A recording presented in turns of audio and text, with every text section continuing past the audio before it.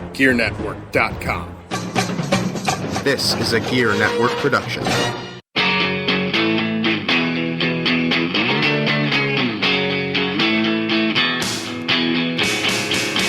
Broadcasting worldwide on GearNetwork.com, sharing wrestling news and opinions. It's Talking Wrestling, and your host, JC. And hello everybody, welcome to episode 36 of Talking Wrestling here on the Gear Radio Network. How's it going? John Cena, aka JC Money, here with you, and I want to quickly tell you about the show's sponsorship. We're going to sponsor it with the Gear Network app, at least the first half here. Download it today. It is absolutely free. That's F-R-E-E free. It costs you zip, zilch, zero, nada, and you can take the power of the Gear Network with you. Check this out. With this app, you can listen to every single podcast, real time or on demand, whatever you like, including Turnbuckle Talk Wrestling, which I'm going to talk about in a little bit. But you can listen to that. You can listen to all the historical episodes. You can definitely shop through Amazon with that. It definitely helps us. You don't go through the Amazon app. Just go through the Gear Network app.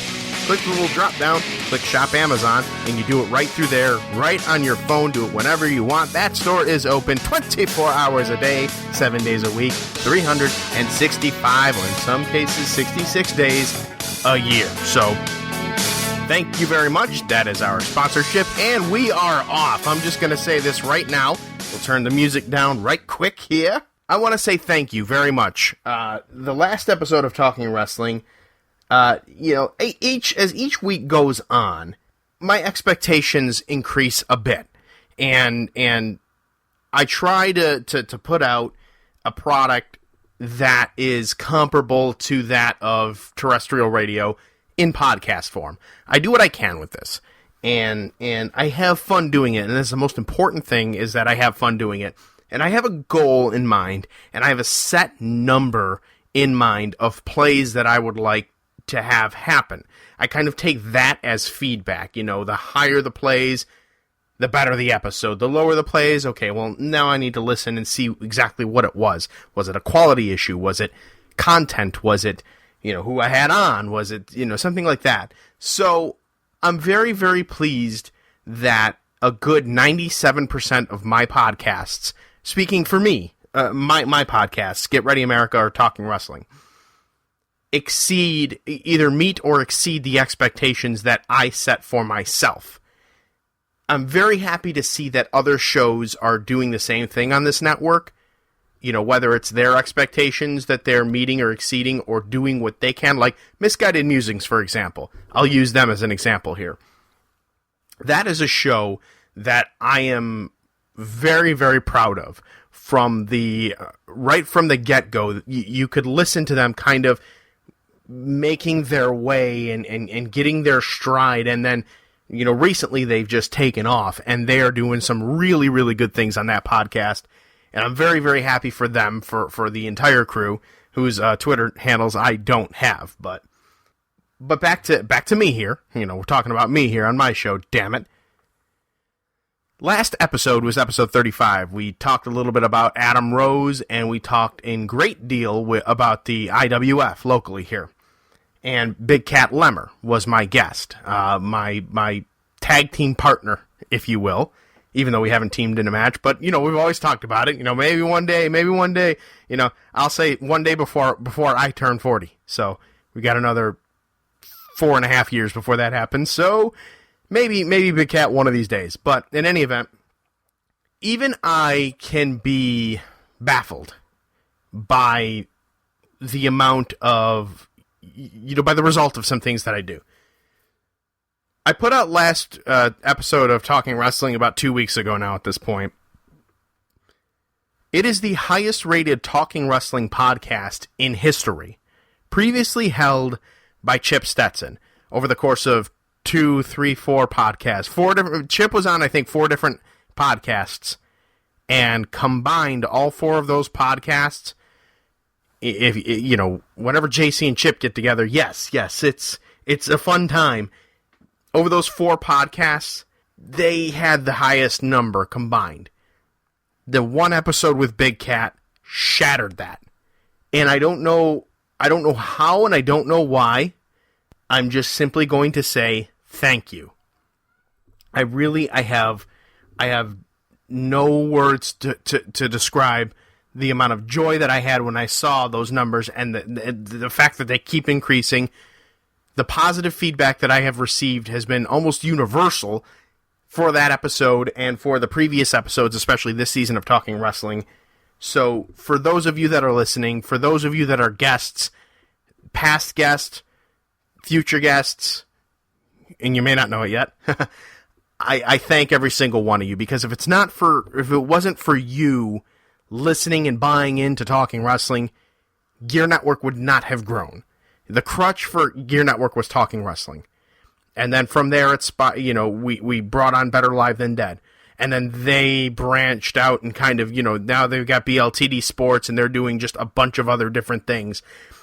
And then Get Ready America kind of spiraled off of Talking Wrestling, and that kind of blew up. And then it just all has intertwined, and I'm very, very thankful for everybody that gave Gear Network a shot. Back in March of 2014, when I rolled out this little thing, and some people didn't think it was going to last, or I was going to stick with it, or anything like that. And it's turned into something that I'm very, very proud of. And I just want to say again, thank you to all of you listeners. Thank you to all of you contributors. Thank you to everybody from the point when I said go until now and beyond that continue to help this beautiful, wonderful thing that I like to call Gear Network progress to the next stage, if you will. So thanks again. And with that, let's go into a bit of wrestling news here. The biggest news of the past 2 weeks really was Cody Rhodes. Now, Cody Rhodes specifically asked for his release now about a week ago, and it was granted, and a lot of things were coming out, of course. Bottom line, what it boils down to was Cody was pretty unhappy with his direction. He wanted to get rid of the Stardust character, and this is as it's reported. He wanted to get rid of the Stardust character. For some reason or another, they did not. So Cody asked for his release. He ultimately was granted his release. He's not able to compete, I think, until August. I think that's when his no-compete clause ends after his release, but he was just unhappy doing what he wanted to go back to being Cody Rhodes, as it was reported. Now, whether or not that's true, if my reliable source that goes there, that knows the ins and outs there, if I have that wrong, please correct me privately. I don't blame Cody Rhodes. I don't. I think he is an exceptional talent. Very, very underrated, and personally, I think he should have been used a lot better than he was. My favorite Cody Rhodes character was not the dashing Cody Rhodes. It was when Rey Mysterio hit the 619 on Cody Rhodes and he quote-unquote broke his nose, and he became this darker, like, evil Cody Rhodes, where he, his face was deformed, and he, like that. That was my favorite version of Cody Rhodes. He really morphed from being Dusty's son at that point to being Cody Rhodes. It's Cody. I thought it was great. He also reintroduced my favorite version of the Intercontinental Championship belt, which is currently being used to this day. So for that, I'm always going to be grateful. But that was a big surprise to me, that Cody Rhodes, even as Stardust, I can't lie and say, I know he didn't want to be Stardust anymore, but I can't lie and say that I was not a fan of the Stardust character. It grew on me. It was actually kind of funny. And the fact that on the WWE Network shows like Edge and Christian show, he would appear as both Cody Rhodes and Stardust on that one episode. And it was really funny. And they had something there with Cody Rhodes, and it's just kind of disappointing that they lost that. Now, that being said, Cody has released a list of people that he wants to work, and after 8/19 is what he said. It's on his official Twitter, at Cody Rhodes, and it's a picture that says after 8/19, and it's a list, and it has his name, his hands there, and the names of all of these different wrestlers or different situations here. The ones that stick out to me specifically are Adam Cole, Dalton Castle, Kurt Angle, Chris Hero, and the Young Bucks. Like, those are the ones that, especially Dalton Castle, those are the ones that I would really, really like to see, and hope that I get a chance to. Whether it's Ring of Honor, whether it's somebody does it locally here, Something like that. That would be great to see. I think that not only would it elevate those people, but the knowledge that Cody Rhodes has, being who his father is and who his family is, I think that the knowledge that he would bring to the table there would be unmatched. And let's be honest, Cody doesn't work like Goldust, and he doesn't work like Dusty. He works like a machine. Not to say that they don't, but Dustin Rhodes and Dusty Rhodes didn't really have to. They're big, and they could kind of make, the simplest moves work. Whereas Cody was kind of on the smaller side as far as the Rhodes clan goes, and he needed to do other things. And to be quite honest, he's had quite a few great matches in WWE, so I think that's a loss for them. Side note, his wife Eden also was granted her release, so she's not there anymore. And piggybacking off of what we talked about the last Talking Wrestling episode with Adam Rose, Big Cat and I both said we thought Adam Rose was not going to be there much longer. He was released as well. So that takes care of that. I don't really have a whole lot as far as the news that I'm going to break down that isn't already outdated. So I'm just going to leave it at that. I'm also going to say that there is no guest this week in lieu of the holiday. Happy Memorial Day, people, by the way. And please remember exactly what this holiday is about. It's not just the unofficial kickoff to summer. And it is, because we just opened our pool. But it means more. Remember the people that did not return from wars, that defended our country and did what they did and served so that way we can do what we want to do here. It's because of people like that I'm able to do Gear Network, and I'm able to grow that. So I cannot thank you enough, but I hope that for now, this on-air thank you to all you men and women out there serving our country, I hope it's good enough for now. No guest this week because of the holidays, so I'm giving you folks the week off. You people that I keep hounding to come on the show, giving you the week off. Enjoy it. But the next Talking Wrestling episode, we will definitely have a guest on there. But I will say I'm issuing a challenge to you, OSPW. I recorded it on my phone in the Gear Network mobile on the way somewhere on the road the other day. Had a thought cross my mind, had to record it. I'm going to air it. It is my challenge to you, OSPW. It is my challenge to the OSPW roster. OSPW is closing. They weren't closing. It hadn't been announced by the last episode, but it's been announced now. They have 3 shows left in their tumultuous 14-year run. I'm going to talk a little bit about that. I'm going to talk about a challenge that I have. It's going to sound different than this because it was recorded in the car a couple of days ago, so bear with me for that quality. And then from there, we'll wrap the show up. It'll be nice, quick, fast, easy show for you, not taking up too much of your time. Thank you as always. Here's some love to our sponsors. We'll be right back. A successful product does not become a successful product on its own. Look at the Gear Radio Network, for example. We're a prime example. We had a lot of help getting here, and we can help you get where you want to go to. Advertising rates are very low to start off here on the Gear Radio Network. Visit us at gearnetwork.com. Click on the contact link to send us an email, and we can work out the details. Again, advertise your product across all of the forums at a low rate here on the Gear Radio Network.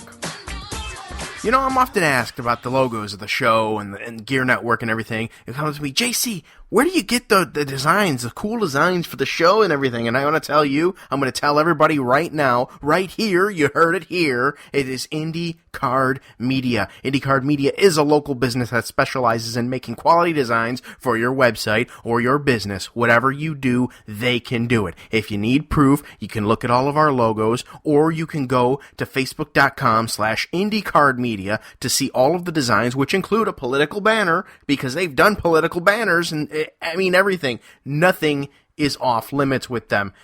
Give Eric a shout at IndieCardMafia@gmail.com, and he will help you bring your design to life. Tell him Gear Network sent you, and hey, he may hook you up with a little something, or at least a smile, because you heard it here. But go to IndieCard Media Facebook. Again, facebook.com/IndieCardMedia. Do it now. Bring your designs to life. You're listening to Talking Wrestling. Once again, JC Money. And welcome back to Talking Wrestling, everybody. This segment here is sponsored by our store through Amazon. Of course, visit gearnetwork.com. Click on that Amazon banner. It will take you right to your account. Go ahead, do that. Shop as you normally would. Again, as we say over and over, because it does hold true, bound babies. It does help us out. So, okay. I want to talk a little bit about the newest program to the Gear Radio Network, which is Turnbuckle Talk Radio. It's another in the wrestling genre, of course. For those of you Rochesterians or whoever else may not be aware, it was a very big show in Buffalo on Buffalo Sports Radio. And for some reason or another, thankfully for us, I guess, at Gear, it was pulled off of terrestrial radio for one reason or another. Myself and Pat G, the producer of the Turnbuckle Talk Radio podcast, as well as one of the co-hosts, have been talking on and off for months about bringing it here to Gear Radio Network. And the first episode launched a few days ago. It was very, very well done. And they touched up on a subject that was near and dear, and I don't believe that the announcement had been made official during the last Talking Wrestling podcast, so I would be remiss if I did not take some time out to discuss my feelings on OSPW closing and why it closed, among several different things. Now, I've heard, let me preface this by saying it had been heavily rumored since, I think maybe the license was renewed last year, that it was only going to be renewed for another year, and they were going to, I guess, give it a shot. I'm not exactly sure what the deal was, but they had only booked, I think, 5 or 6 dates. And as opposed to, every 6 weeks for 14 years, there was a show. There was an OSPW show.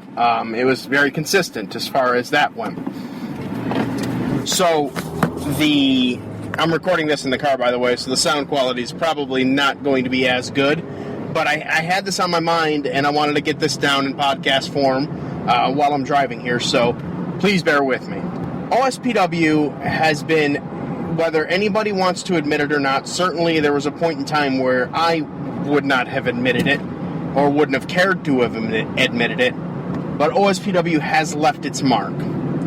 And the folks from Turnbuckle Talk Radio were very open about not only that, but about some of the different things that perhaps led to the ultimate closing of OSPW, and I 110% agree with them. And I'm not going to go ahead and re-air it on this podcast. You're going to have to give them the listen.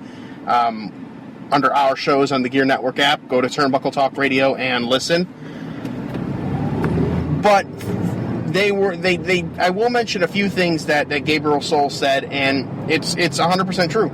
There's a lot of mispromotion.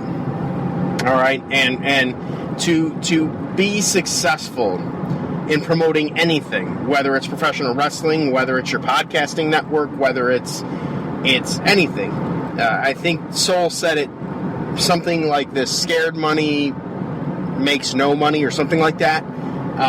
And that's 100% truth.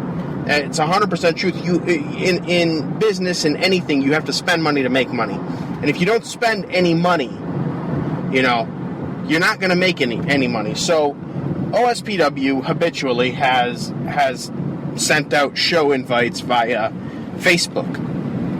You send your friends Facebook invites to the show, and you hope for the best. Well, that's great.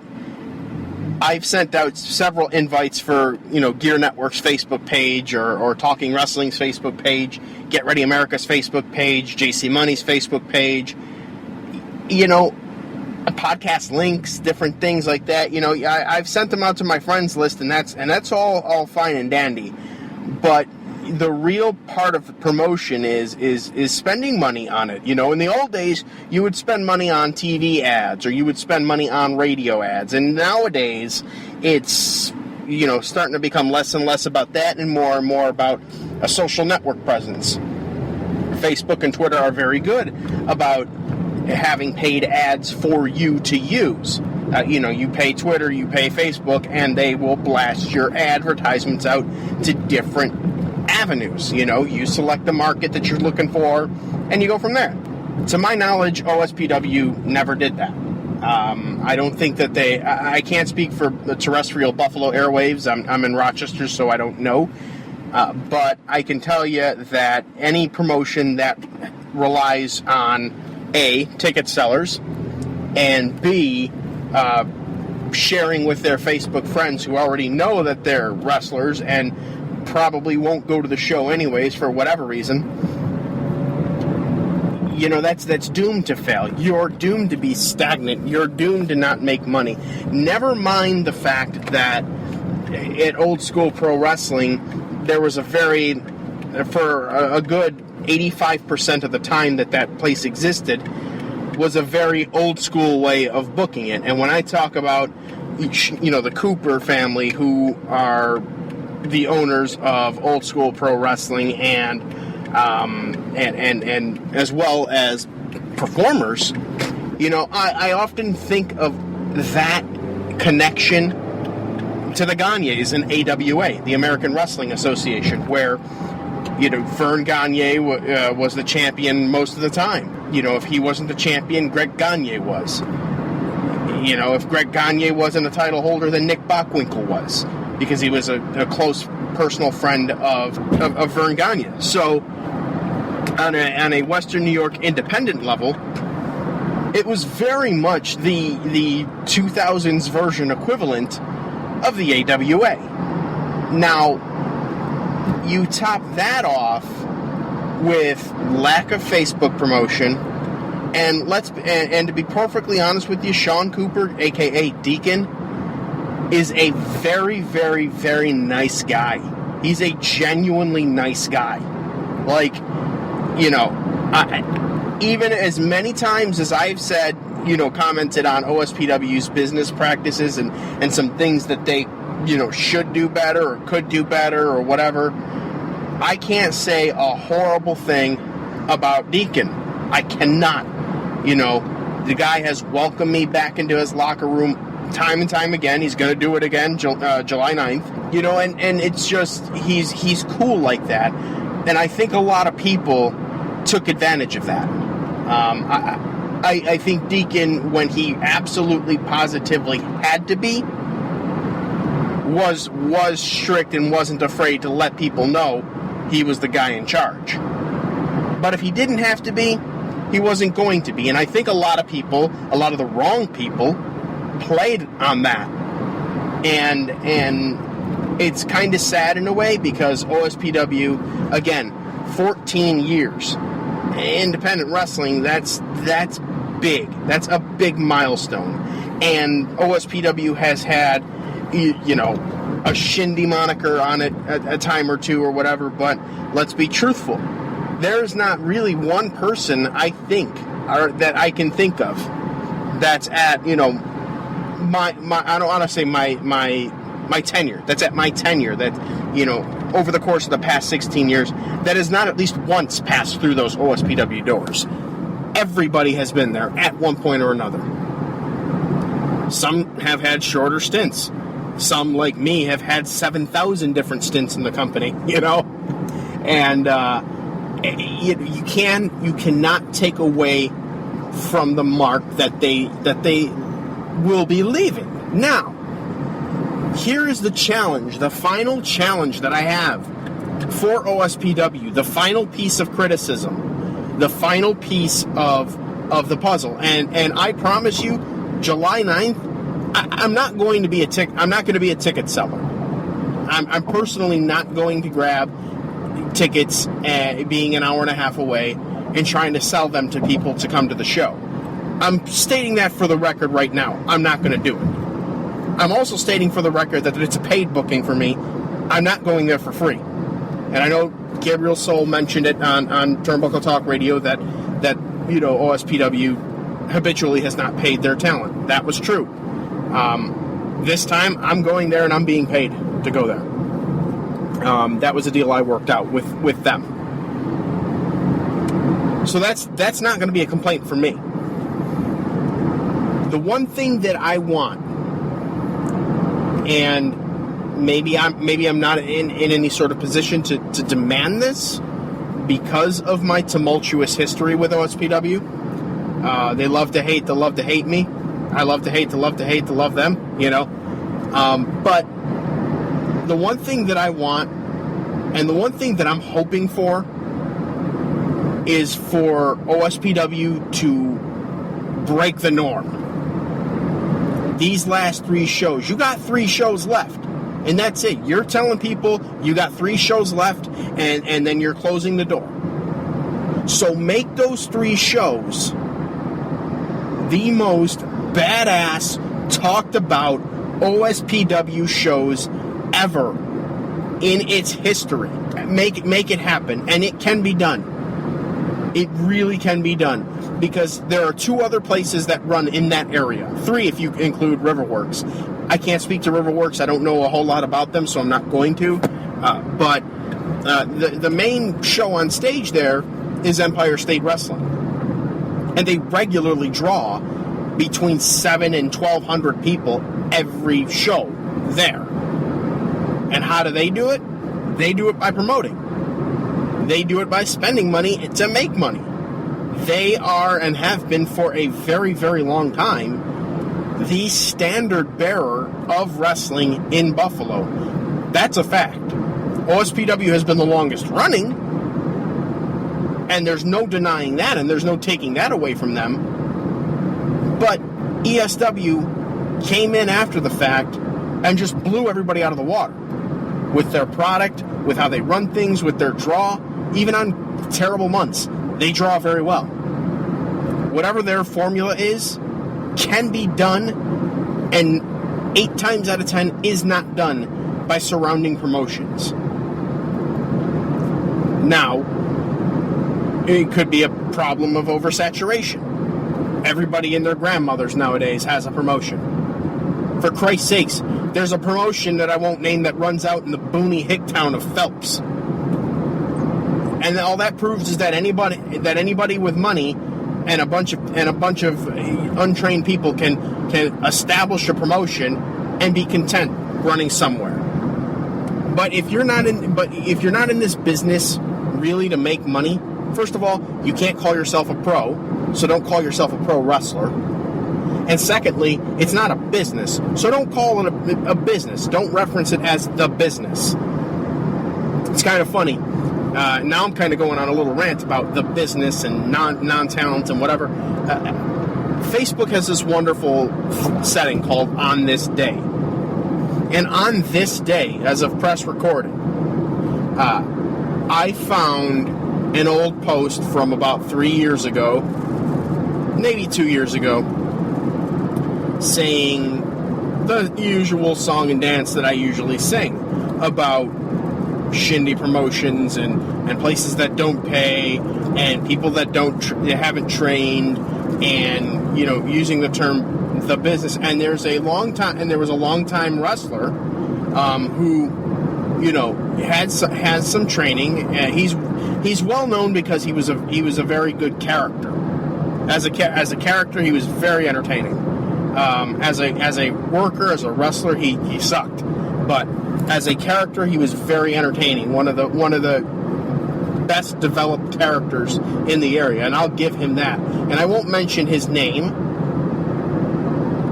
but he reamed me a new one on that post. At that time, he was a friend of mine on Facebook, and then he promptly removed himself after I put him in his place and let him know, exactly what I thought of his analysis. But it's funny to me that people use those terms. The business, pro wrestler. When you've got Scott Hall, Razor Ramon saying flat out, pro wrestler. Pro means you get paid. You have these places that don't pay people, but they, say, hey, it's pro wrestling. We got pro wrestling here. No, you don't. No, you don't. Gabriel Soul nailed it. He nailed it. He absolutely nailed it when he said paying wrestlers should be a part of the initial wrestling budget to do a show. It's a requirement. You know what your requirements are when you go to do a show. You have to pay insurance. You have to pay the venue. You have to pay, whatever other list of have-tos that you have to pay, you pay it. But you also have to include in there to pay the talent. Because if you're not paying the talent, you're going to get what you pay for. You're going to get the garbage. You're going to get the garbage workers. You're going to get the untrained workers, volunteers. And then what's going to happen? They have no reason to put out any harder effort or have a friendly competition with another worker in the back who may or may not be getting the same rate of pay to try to outwork them and see whose matches are better. Money speaks volumes. It does. It really does. It is the master motivator, and people will genuinely like and appreciate the fact that you genuinely like and appreciate their work by offering them the compensation that they could use to either live, to fill their tank, to do whatever they need to do. So, I guess what I'm saying and what I'm hoping for these last 3 OSPW shows is for them to break the norm. Is for them to spend money, to have these kick-ass shows, to make money, to outdraw their previous draws. I promise you, I will do what I can from afar. I don't know how effective it is. I haven't been in Buffalo in 5 years. I've been retired from wrestling for 4.5, and for 5 years, I've not been in Buffalo. So, it's I've got past accolades for as far as they know. But I'll do what I can to help promote. I have a network now. It's a widespread network. I'll do what I can to help promote. But that's just the show that I'm on. Those other 2 shows, you're not going to have my network heavily promoting me and what I'm doing on those shows, because I'm not on those shows. I'm openly saying that right now. But I want to be able to see a sponsored ad from OSPW on Facebook or Twitter. Doesn't cost much. You set your own time limit, you set your own terms, but it goes to friends of friends of friends. It goes down that tree. So it's not just who's on, Matt Amato's list, or who's on Tiger Smith's list, or who's on Steve Stroh's list, or who's on John Cimino's list, or who's on, whoever's list. It goes to their friends and their friends' friends. So you have the potential to be reached by a bunch of people that may otherwise not know that there's even a place called OSPW out there. That's the challenge. Don't just rely on ticket sales, word of mouth, and whatever free press you can get. You have 3 shows left. Get out there, promote it, pack that place, and send that place out in a blaze of glory. That's my challenge. That's my challenge for WrestleFest. That's my challenge for whatever the show after WrestleFest is, and that's my challenge for the final show, whatever that name is. I just know it as One Last Trip. So, please, OSPW workers that are listening, and I know there's a lot of you, OSPW fans that are listening, OSPW bookers that will be listening, please accept my challenge. Let's make these last 3 shows the most kick-ass shows in OSPW history. And let's start it with WrestleFest on July 9th. That's my challenge. Please accept it. We'll be right back. Hello, Sanjay. What are you doing? I am using my Gear Network app on my mobile device, my friend. Oh, Gear Network app. What is that? Well, do you listen to Get Ready America? No. Do you listen to Better Life Than Death? No. Do you listen to Misguided Musings? I do not. No, well, my friend, they are very good shows and they are on this network. You can download the app by visiting gearnetwork.mobapp.at and download it on your Android device and save it to your home screen on your Apple device. What is Android? That is an operating system. What is Apple? That is another operating system. Oh, but I cannot eat that operating apple? No, you cannot eat that operating apple. However, you can go onto the Gear Network app and shop on the Amazon and have Apple delivered to you. Oh, that is wonderful. Gear Network app. Hooray!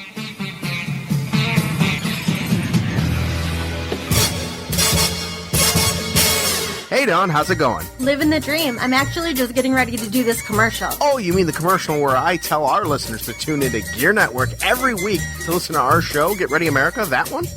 Yeah, John, that's the one. They can also listen to us talk about news, sports, whatever's on our minds, that. And a little what's on our listeners' minds, but they're just too nice to say it. Well, that, Dawn, is a real humdinger. Come join us this and every week for Get Ready America exclusively on the Gear Radio Network. And the Gear Network app. Ladies and gentlemen, I am Ryan Wolf. it's Mr. Perez. And I have a question for you, Perez. What's your question? Do you like to listen to people talk about sports? No. Of course I like sports and listening to people talk about sports. Well, guess what? I have the perfect solution for you. Solution for me? There's a podcast Okay. on this very network. This network? Every single week you can hear it. Really? New content, latest and breaking news. We talk about baseball, football, hockey, basketball, soccer, UFC, whatever you want to talk about. So sports in general. They talk about sports in general. You got Okay. it. I like you it. know the dictionary. I like very, it. Very proud of you. Thank you. I must say, tune in. We are better live than dead. You're not. Every single week. You're not going to want to miss it. Exclusively here on the Gear Radio Network. I'm back, and I'm better than ever. Got a knack for making things better. Face facts, 'cause your opinion don't matter. This a maniac is gonna step on whomever.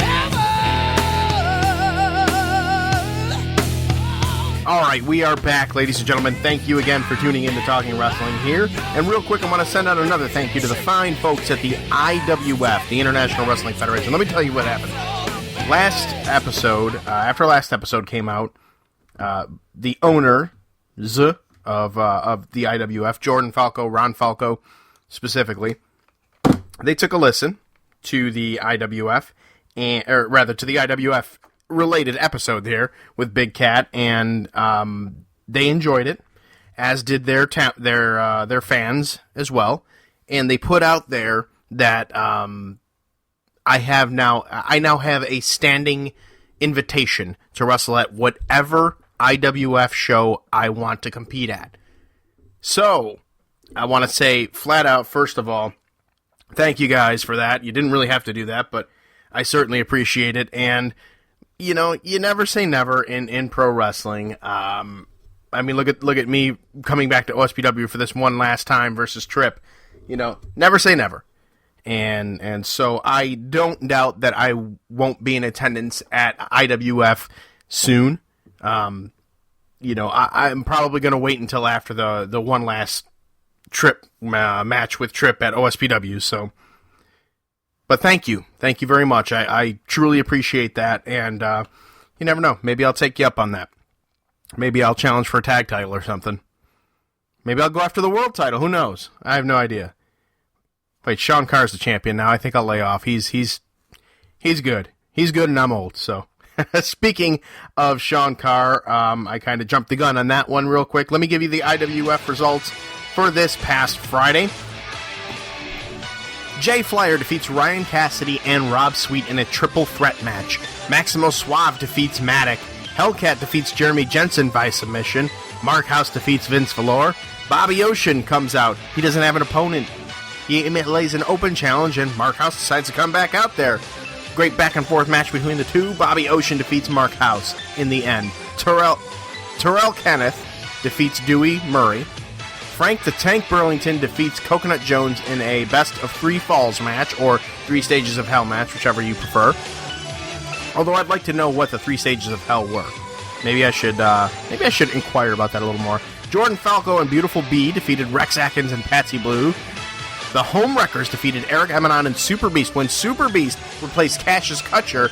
And Eric, for the record, what the hell, dude? I am training for a comeback match July 9th, and I could have used a warm-up match. And I have the mag light here, and my phone is on, and I know you don't respond to text messages. You know sell text messages like you know sell car accidents, but for the love of God, you picked Beast over me. Anyways, how'd that work out? Beast didn't really turn out to be that great of a partner for you, did he? But I'm just messing with you, Eric. Next time. Michael Kinger defeats Gavin Glass. Sean Carr, as I alluded to earlier on, defeats Kevin Bennett to become the new IWF Heavyweight Champion of the World. And Scotty 2 Hotty defeated Big Cat Lemmer, which goes against what I said the last episode, where I thought, and I still said that Big Cat was going to send Scotty 2 Hotty out a loser, but I guess even worms get lucky at times. So that was your IWF results, and again, thanks to Jordan Falco and David Fenway for providing the results to me. And yes, correspondence. I will always take correspondence for local and surrounding shows that you want me to cover. I will cover them. Just send me the results, because I ain't going to be able to get to all of them, because that's just the way it works. So, all right, with that, the one-man show is now over for today. Happy Memorial Day again. Thank you to all of the men and women that serve our country, continue to serve, or have served. I've got a great story that I'm going to share on Get Ready America this past week, this next episode, where I ran into somebody, just a total stranger that was a veteran, and a nice little moment there. It was pretty awesome, but this is a copyrighted podcast of the Gear Radio Networks, and any rebroadcast or reproduction without the express written permission of the Gear Radio Networks is strictly prohibited. The executive producer is Mrs. Dawn Cimino. And hey, Turnbuckle Talk Radio, that's here too. So give that a listen. Misguided Musings, Get Ready America, Better Live Than Dead. We've got a whole plethora that you can listen to on the Gear Network app at gearnetwork.mobapp.at. Until next time, my friends, so long, everybody. Good night now.